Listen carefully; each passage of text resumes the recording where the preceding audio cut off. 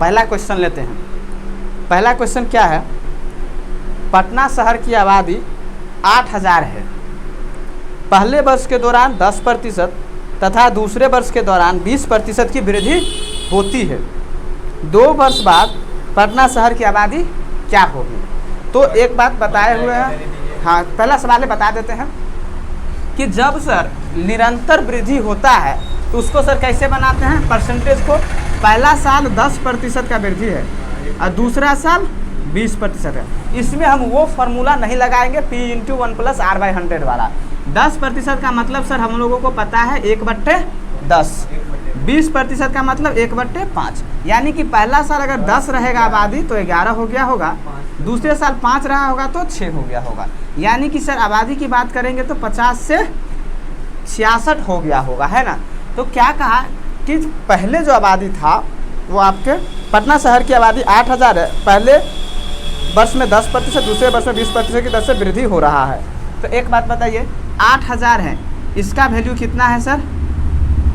8000, 1 0 से 1 0 यानी 16 गुना है, देखिए ना 16 और 1 0 लगेगा, 16 85 और 1 0 रहेगा, 1 0 कट जाएगा। तो इसको भी क्या करना पड़ेगा, मल्टीप्लाई 160, तो 0, 16 छक्के 96, 16 छक्के 96, 9 6 15, यानी कि सर 10,560 हो जाएगा 2 साल बाद पटना शहर की आबादी। आ गया होगा समझ में? बहुत आसान क्वेश्चन था ये। कितना हो जाएगा? 10,560 हो जाएगा, ठीक है। पहला क्वेश्चन है वो क्या बोल रहा है? पहला ही क्वेश्चन तो ये है। एक मिनट, नीचे से ये वाला ना, ये अच्छा, ये भी वही है, बताते हैं, ये भी बता ही देते हैं। ये क्वेश्चन समझ में आ गया? ठीक है, चलिए अगला क्वेश्चन देखिए। करा कि यदि सरसों तेल का मूल्य 25% बढ़ जाए तो एक मनुष्य कितने प्रतिशत अपनी आवश्यकताओं में कटौती करे कि अपना खर्च 10% बढ़ाना पड़े?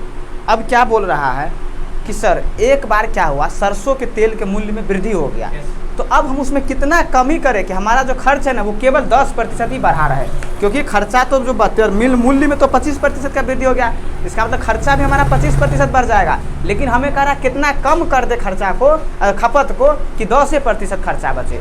इसके लिए एक फॉर्मूला हमने आपको बताया होगा सर, A + - B + AB/100, और ये जो होता है वो इफेक्ट के बराबर होता है, बताए हैं ये वाला फॉर्मूला। इसी पे बैठाना है। क्या करना है सर, यहाँ देख लीजिए कि 25% का वृद्धि का मतलब प्लस का साइन, कमी करना है तो y% मान लेते हैं तो माइनस का sign, plus minus minus 25 × y/100। और ये सर कब करना है, जब हमारा इफेक्ट केवल और केवल 10% रहे। कहा गया है साइन क्यों नहीं, क्योंकि साइन से साइन सब कट जाएगा।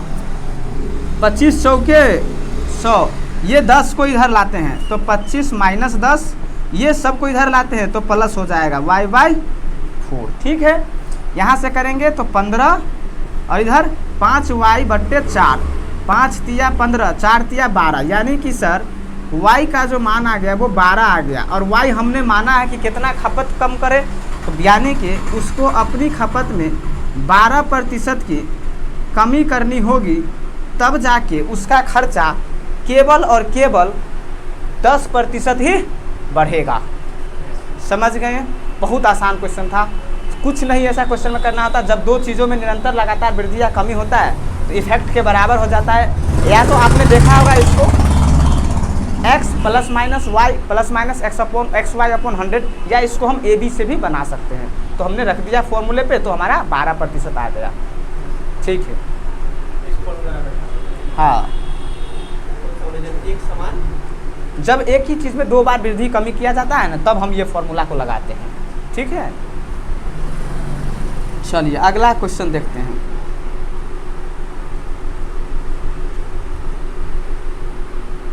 किसी में एक समान वृद्धि होता है, x² = 100 करते हैं, हाँ, जब वो सर कब करते हैं, वो हम प्रॉफिट और लॉस में करते हैं कि एक ही आर्टिकल को मतलब कि x% के लाभ पर और दूसरे को x% की हानि पर बेचते हैं और दोनों का विक्रय मूल्य समान है, तो हम कहते हैं sir x² 100 is equal to loss. वो ऑलवेज लॉस होगा।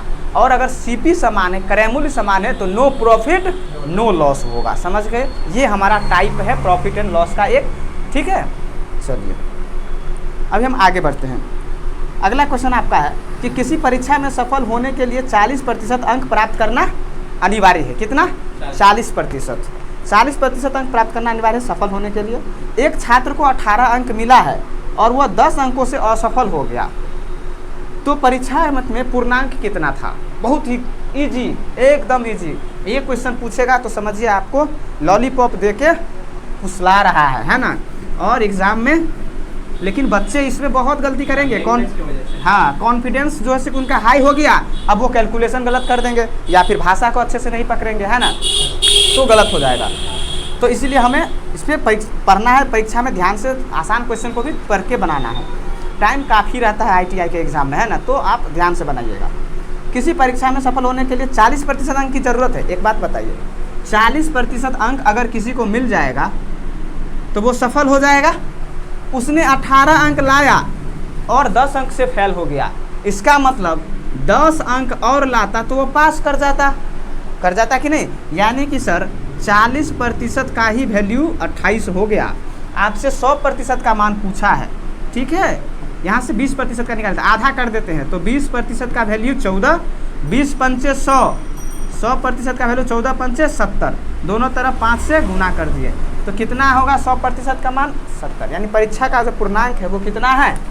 70 है। बहुत आसान था, कुछ नहीं करना था सर। 40% का मान आ गया, अब 100 का निकालना है, तो 40 तो 100 के मल्टीपल में नहीं है, लेकिन 20 तो है ना, तो इसको आधा कर दिए और फिर से 5 गुना कर दिए, हो गया? आ गया समझ में? ठीक है। आधा किए तो 100 में आधा नहीं करेंगे। अब 100 में कैसे आधा करेंगे? 40 का आधा 20, इसका मतलब 28 का आधा 14, यानी 20% का मान 14 होगा। तो 100% का, तो सर इसको 5 गुना करेंगे तो 100 हो जाएगा, तो इसको भी 5 गुना कर दिए। अगर हम कहते हैं छोटा करते हैं तो मतलब हाँ, इसको छोटा करें, नहीं तो यहाँ से एक और तरीका है। क्या सर? 2 से बात करते हैं। हाँ, क्यों नहीं। देखिए ना, 40% का मान है 28, है ना, तो 1% का मान कितना हो जाएगा? 28/40। और 100% का मान निकालना है तो 28/40 गुने 100। ठीक है, 20 दूना 40, 20 पंचे 100, 14 दूना 28, 14 पंचे 70, तो 100% का मान कितना आ गया? 70। ऐसे भी बना सकते हैं, लेकिन हमें सर पता है आधा करेंगे और 5, ये करने में सुविधा होता है थोड़ा सा। ठीक है, हो गया, समझ में आया? ठीक है, हाँ, ऐसे भी कर सकते हैं, ऐसे भी कर सकते हैं। नेक्स्ट क्वेश्चन देखते हैं।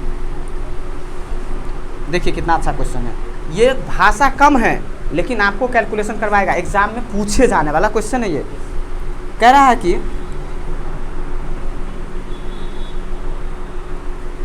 यदि किसी संख्या का 35% उस संख्या के 50% से 12 कम हो तो संख्या क्या है? क्या कहा? किसी संख्या का 35% उसी संख्या के 12% से 50 कम है ना, उसी संख्या के 12% से 50 कम है, तो संख्या क्या है? देखिए बहुत आसान है।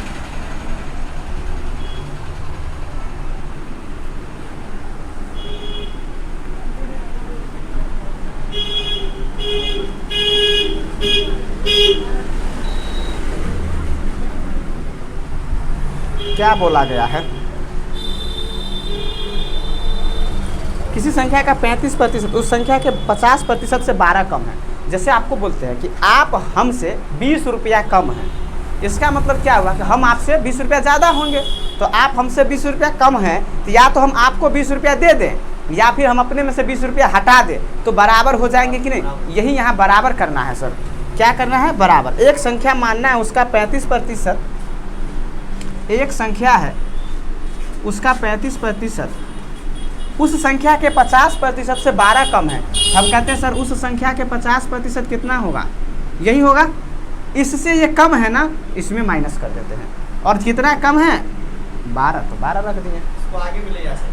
ले जाएंगे तो माइनस में ना आ जाएगा, जो बड़ा होगा उसको ना पहले रखेंगे। जैसे कहे कि आप हमसे कम हैं तो हम ना पहले आएंगे तब ना घटाइएगा, आप समझ गए ना। तो x का मानी उस संख्या का 50% से ये 12 कम था, तो इसमें से इसको घटाएंगे तो 12 आना चाहिए, तो आ गया, बन जाएगा। काट देते हैं इसको, 10 से 50 दूना 100, 7 और 20, यानी कि सर x/2 - 7/20 = 12। एलसीएम 20 हो जाएगा, तो 10x - 7x, और इधर ये इधर आके मल्टीप्लाई 3x = 12 20 120, 12 दूना 24, 80 में हो जाएगा। x का मान कितना होगा सर? 80, यानी कि वो संख्या क्या है? 12 हाँ देखिए यहाँ 10x -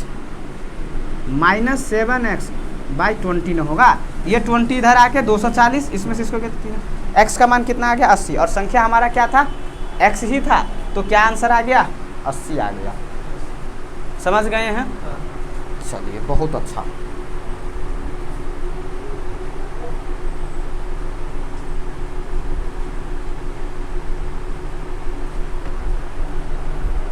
उतार लिए? ठीक है। देखिए अगला क्वेश्चन, प्रतिशत के जो चैप्टर है उससे जो आपको आईटीआई में पूछा जाएगा, उसमें एक ना चुनाव टाइप होता है, बहुत पॉपुलर टाइप है, उससे आपको क्वेश्चन तो रहेगा ही रहेगा, क्योंकि उसको क्वेश्चन तो बनाना है पूरा। अब उसमें उसका तो फिक्स पैटर्न है नहीं कि 10 पूछेंगे कि 20 पूछेंगे, है ना। तो आप इस टाइप को भी ध्यान से देखिए, बहुत अच्छा क्वेश्चन है ये। क्या है? एक चुनाव में केवल 2 प्रत्याशी थे, विजयी प्रत्याशी को कुल मतों का 62% मत प्राप्त हुआ है। जो विजय हुआ यानी जीता है उसको कितना प्राप्त हुआ है? 62%, और उसने 288 मत अधिक प्राप्त किए थे, तो विजय प्रत्याशी को कुल कितने मत प्राप्त हुए हैं? समझ गए हैं? कुछ नहीं समझे? वो कह रहा है कि 2 प्रत्याशी था, जो जीता है ना उसको 62% मिला है। तो एक बात बताइए, जो जीतेगा अगर उसको 62 मिला है तो हारने वाले को कितना मिला होगा? 100% में से सर घटा दीजिए तो हारने वाले का आ जाएगा, यानी कि 100% वोट डाला गया होगा, उसमें से विनर है और डिफीटर है। ये सर 62 है, तो ये कितना होगा सर? 38% होगा। आपको कहा है कि जीतने वाला जो है ना, हारने वाले से 288 मतों से जीता था, यानी कि इस दोनों के जीत और हार का अंतर 288 है। जो परसेंटेज की बात करेंगे तो कितना है? 12 में से 8 गया तो 4, 5 में से 3 गया तो 2, 24, यानी 24% का मान ये है। और आपसे पूछा गया है कि जीतने वाले प्रत्याशी को कुल कितने मत मिले हैं, यानी कि 62% का मत आपसे पूछा जा रहा है। ठीक है, एक का मत निकाल लेते हैं सर। 1% का मान हो जाएगा, 24 से इसको भाग देंगे तो 12। अब 100% का नहीं निकालना है सर यहाँ पर, क्योंकि जो जीता है उसका निकालना है। तो जीतने वाले को कितना मिला है? 62%। तो 62 से इसको गुना करेंगे तो 12 दूना 24, 12 छक 72 और 2 74, यानी कि 744 मत जीतने वाला लाया है। इसी में आपसे हारने वाला भी पूछ सकता है, तो ये नहीं कि 38% निकालेंगे, परसेंटेज अब उतना गुना नहीं करेंगे, सीधा इसमें से इसको 288 को माइनस कर देंगे, क्योंकि हमने आपसे जितना ज़्यादा लाए होंगे उतना ही ज़्यादा पे हम जीते होंगे, है ना। तो बस उससे हम घटा देंगे तो हमारा आ जाएगा। समझ गए? ठीक है। हारने वाला रहेगा तो हाँ, इसमें हारने वाला हम पूछ सकते हैं, जीतने वाला नहीं पूछेंगे। तो क्या करना है सर? अब जीतने वाला का आ गया, अब हारने वाले के लिए 38% हम नहीं निकालेंगे, डायरेक्ट इसमें से इसको माइनस कर देंगे। समझ गए?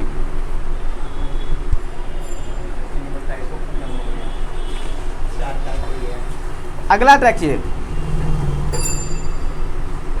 ये बहुत बार पूछा गया है। ये सिर्फ आईटीआई में ही नहीं, पॉलिटेक्निक हो, नवोदय हो, या फिर आपका ये जो सिमुतल्ला, सैनिक, इन सारे एग्जाम में ऐसा क्वेश्चन आता है। बहुत कमाल का क्वेश्चन है ये, बनता है। इस पर कह रहा है कि राम की आय मोहन की आय से 20% कम है।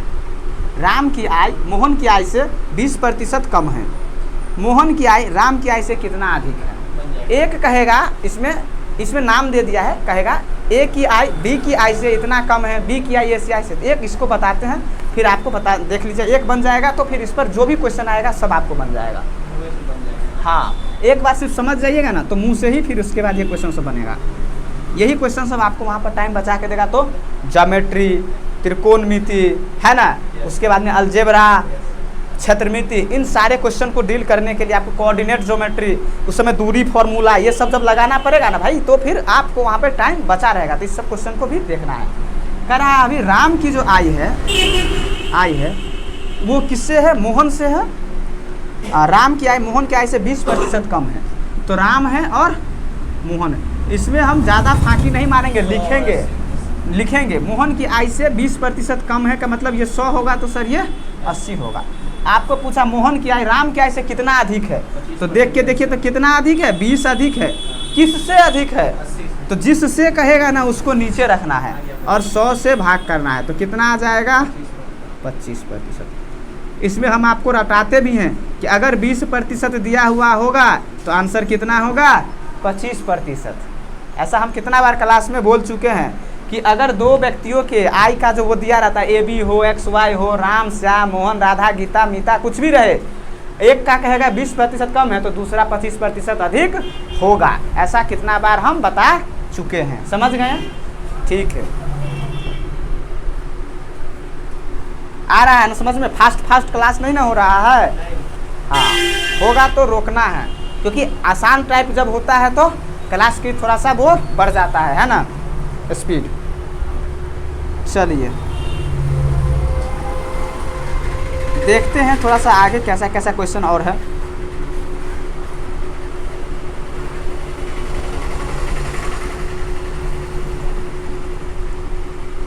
ये देखिए कितना आसान क्वेश्चन है। इसमें ना थोड़ा सा आपको दिमाग लगाना पड़ता है। क्या है सर क्वेश्चन? कह रहा है कि a का x% b के y% के बराबर है। अब इसमें नंबर नहीं है, सिर्फ अलजेब्रिक है, वो है वेरिएबल्स।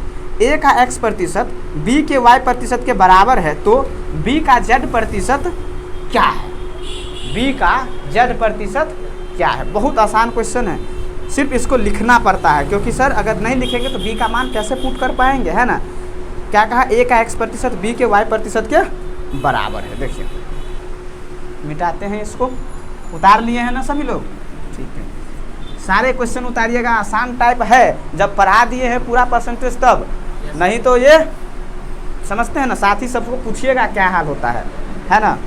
देखिए कहता है a का x% b के y% के बराबर है।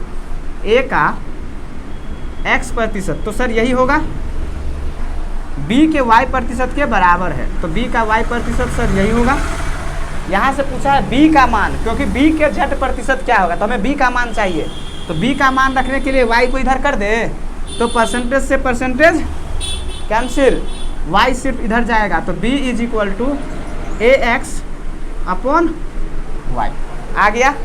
अब पूछा b का z% क्या होगा, तो b के जगह पर हम रख सकते हैं। पहले पूछा b का z% क्या होगा, ये आपसे पूछा जा रहा है। तो b का मान क्या है सर? ax/y, और इसका z% पूछा जा रहा है, तो यही होगा आंसर हमारे पास। इसमें कुछ कटने उठने की तो बात है ही नहीं। b का पूछना था, इसलिए b का मान निकाला। हाँ, ऐसे में पूछते a का m% p%, तो a का मान निकाल लेते और उसका फिर प्रतिशत मान निकालते। समझ गए? बहुत आसान था।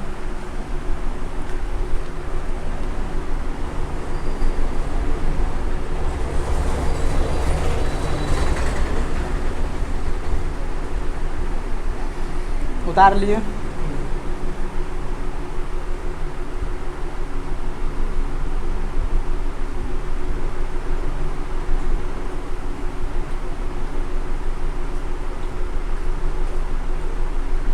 देखिए कितना आसान क्वेश्चन।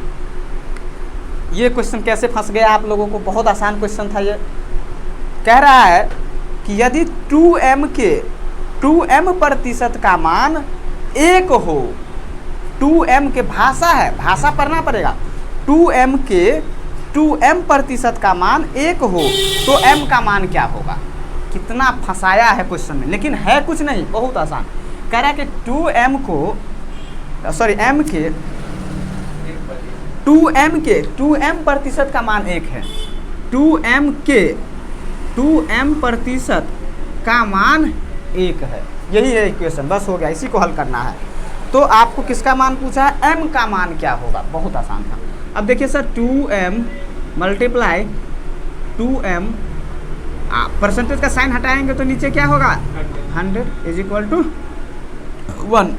2 दूना 4, 4 पंचे 25 चौका 100, 2 दूना 4, 4 को 100 से काटे तो 25, 1 से मल्टीप्लाई करेंगे और m को m से मल्टीप्लाई करेंगे तो सर क्या आएगा m², 25 इधर जाके 25, तो m का मान क्या हो जाएगा √25, तो m इज इक्वल टू 5। यानी कि सर जो मान आपसे पूछा था कितना आंसर आ गया 5 आ गया।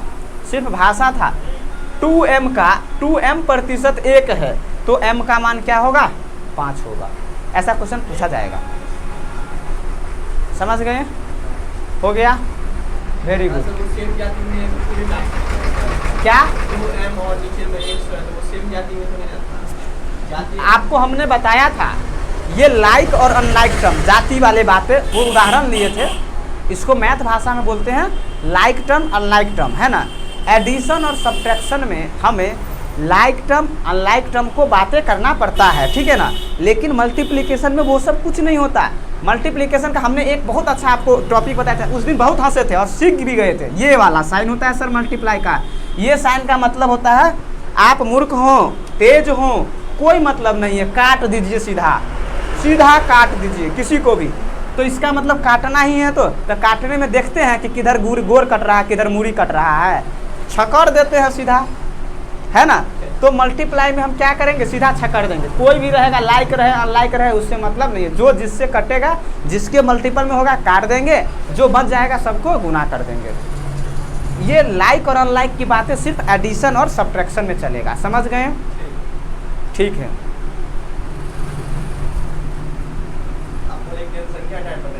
ठीक है, एक जनसंख्या वाला टाइप। सबसे पहला हमने वही लिया था क्वेश्चन, पटना की आबादी इतना है, तो हो गया है, सब हो गया। अब कोई डाउट नहीं किसी को, नहीं होना चाहिए। ठीक है, आगे बनाइएगा, फिर कोई डाउट होगा तो अगले सेट में ज़रूर पूछिएगा, ठीक है ना। क्योंकि एग्ज़ाम अब नज़दीक है तो थोड़ा सा मेहनत आप लोग भी करिए। तो आज क्लास यहीं रखते हैं, फिर अगले सेट का डिस्कशन करेंगे, ठीक है।